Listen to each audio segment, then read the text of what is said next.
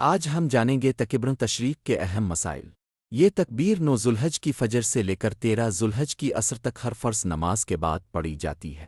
پہلا مسئلہ، تکبر تشریق ایک مرتبہ پڑھنا واجب ہے، 3 بار پڑھنا ضروری نہیں۔ دوسرا مسئلہ، شہری دیہاتی مقیم مسافر مرد اور عورت سب پر تکبر تشریق واجب ہے۔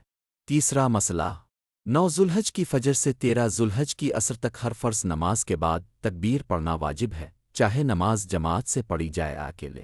چوتھا مسئلہ، اگر کوئی جماعت کی کچھ رکعتیں رہ جائیں تو نماز مکمل کرنے کے بعد بلند آواز سے تکبیر پڑھے۔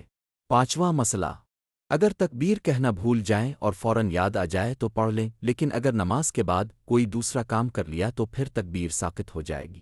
چھٹا مسئلہ، اگر عام تشریق کی کوئی فوت شدہ نماز انہی دنوں میں قضا کریں تو اس کے بعد بھی تکبیر کہنا واجب ہے۔